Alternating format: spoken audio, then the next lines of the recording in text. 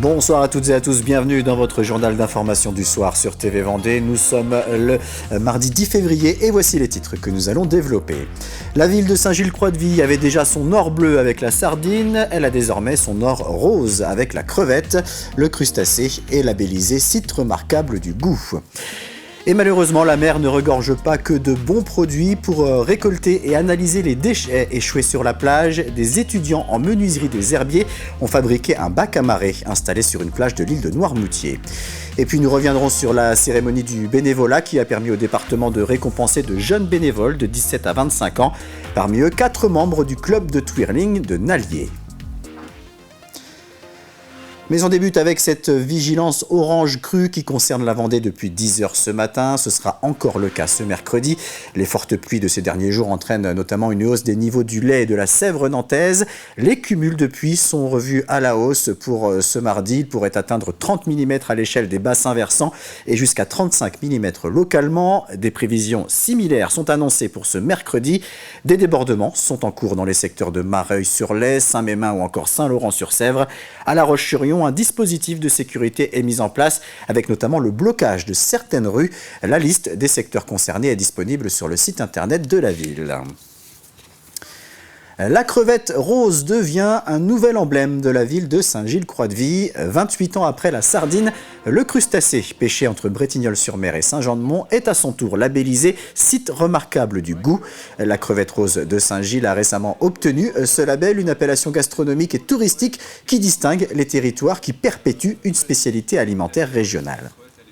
Pour l'obtenir, déjà, il faut être à la source du produit, c'est-à-dire, là, pour nous, en ce qui est de la crevette, bien sûr, c'est la pêche, les caseilleurs, dans un site, justement, qui reste très local. Et après, la promotion de ce produit, c'est aussi de le mettre en valeur pour le mieux le faire connaître et aussi le répandre en disant, voilà, la crevette, c'est ça à Saint-Gilles, voilà comment on la pêche et c'est ce qui est authentique. La crevette rose de Saint-Gilles qui est pêchée entre les mois d'avril et de décembre. L'année 2025 a été très bonne avec près de 25 tonnes débarquées sur le port Gillo-Crucien, soit une hausse de 30% par rapport aux années précédentes. Son prix est variable, autour des 25-30 euros le kilo en période de fête. Il peut monter jusqu'à 50 euros en période estivale. C'est pas toujours facile de la capturer parce qu'on est tributaire du temps. La crevette, il faut de la houle. Il faut que ça brasse en fait. C'est un métier, il faut que ça brasse. Si la mer est trop calme, la crevette elle va se cacher dans les rochers. Donc pour la capturer, c'est pas toujours facile. Donc ça peut varier entre une vingtaine de kilos, 15-20 kilos les petites journées. Et après, on peut monter jusqu'à 50, 60, jusqu'à une bonne centaine de kilos quand les journées sont abondantes. Comme cette année, c'était le cas, jusqu'à 150 kilos. Les touristes, quand ils viennent sur une destination touristique comme à Saint-Gilles, ils cherchent à connaître les produits locaux, les produits régionaux qui font l'identité, parce que derrière, il y a un savoir-faire, il y a la pêche, c'est un savoir-faire qui est ancré sur la destination.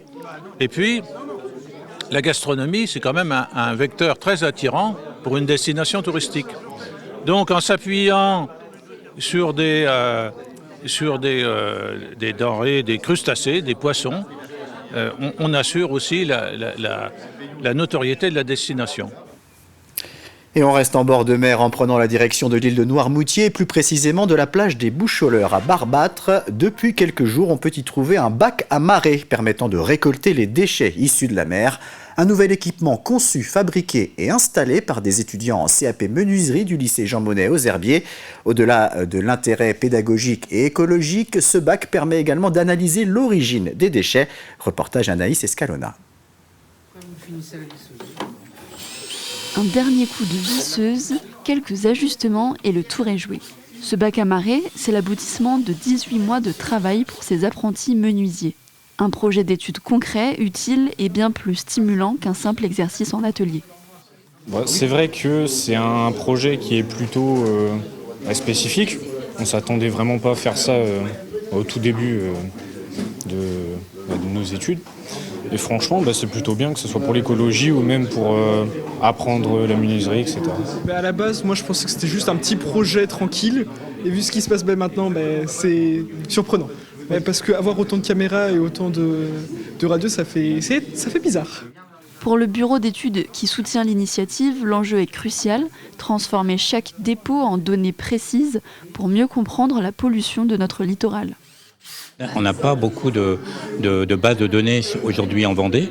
Donc l'idée d'installer ces bacs-là, c'est pour récupérer de la base de données, pour savoir quelle typologie de déchets on trouve aujourd'hui sur le littoral vendéen, pour savoir est-ce que ça vient de la pêche, combien de pourcents, est-ce que ça vient de l'ostréiculture, est-ce que ça vient du large, est-ce que ça vient des bateaux qui passent au large, est-ce que ça vient des bateaux de pêche, est-ce que ça vient des plaisanciers. Il y a plein d'interrogations et ça nous permet après d'avoir de diffuser des messages pour faire de la prévention. Sur la plage des Bouches-au-Leurre à Barbâtre, l'équipe peaufine les derniers détails, l'occasion de montrer l'exemple en ramassant les premiers débris ramenés par l'océan. Pour leurs professeurs, l'aventure ne doit pas s'arrêter là. Ça fait évoluer les mentalités, même dans leur pratique, l'usage du plastique et le réutilisation. Voilà, ça c'est vraiment quelque chose qui les marque. Et puis là, on est là.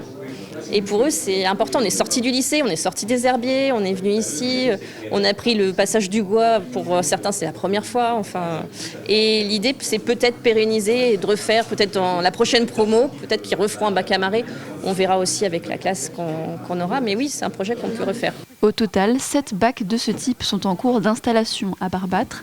Une fois remplis, direction la déchetterie pour que plus rien ne retourne à la mer. Connaissez-vous les fonds européens? Il s'agit d'aides financières permettant de soutenir différents projets. Une enveloppe globale est d'abord allouée aux régions qui se chargent ensuite de les redistribuer. Pour les Pays de la Loire, elle est de 625 millions d'euros pour la période 2021-2027. Parmi les divers secteurs pouvant être concernés figure l'agriculture. Exemple à l'île d'Elle où un exploitant a pu acquérir un robot autonome pour effectuer des semis financés à plus d'un tiers par les fonds européens.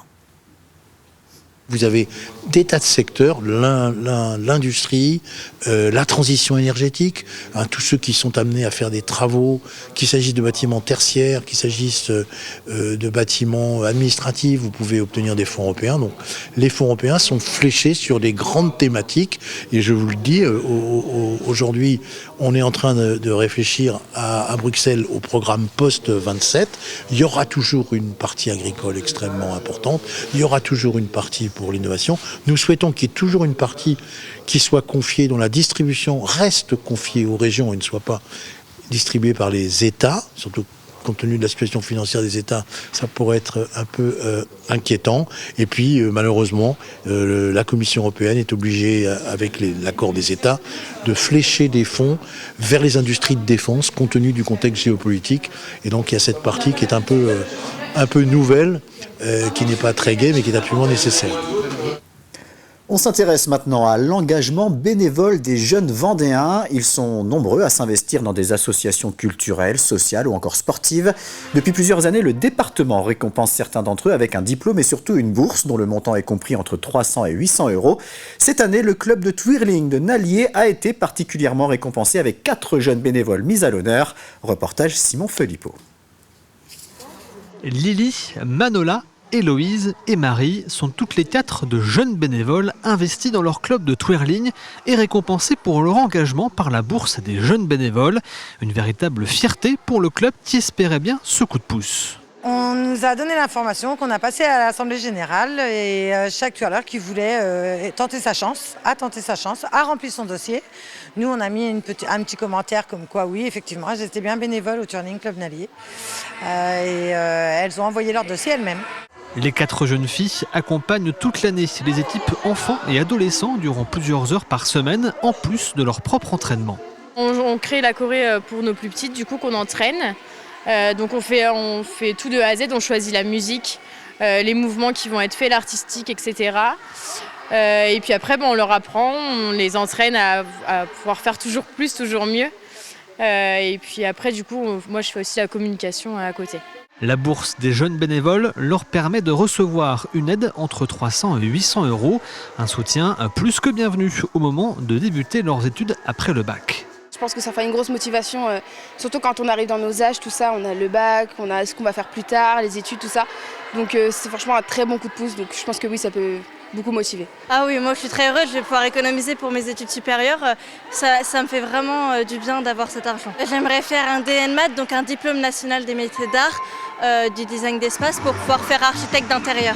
Cette année, ce sont 112 jeunes de 17 à 25 ans qui ont été récompensés pour leur engagement bénévole auprès de leur club ou bien de différentes associations du département. Et cette cérémonie du bénévolat avait lieu vendredi dernier à l'hôtel du département. C'est la 9e fois que cette opération est menée. 112 jeunes ont été récompensés pour leur action et leur engagement. Depuis 2019, on en compte 772 au total. Des jeunes qui perpétuent une véritable culture traditionnelle sur un territoire où l'on recense près de 130 000 bénévoles dans 14 000 associations. C'est nous récompenser et nous pousser à aller encore plus loin dans le bénévolat puisque ça nous amène à avoir plein d'opportunités de manière professionnelle ou personnelle. C'est une super aventure personnelle et donc vraiment c'est top. C'est toujours important de s'engager. Ça montre aussi des valeurs que l'on a, ça nous favorise, ça nous met en valeur. Ça va m'aider aussi pour Parcoursup, pour mes études. Moi, je veux devenir professeur de PS, je vais aller en STAPS et du coup, tout ce qui est bénévolat, c'est favorisé. Avant de se quitter, on jette un œil sur la météo de ce mercredi matin. Pas beaucoup de changements à prévoir. Le ciel sera bien gris sur tout le département et la pluie devrait faire son retour dans la journée. Et les températures seront comprises entre 10 et 11 degrés et le vent d'ouest va se renforcer avec des rafales jusqu'à 75 km/h.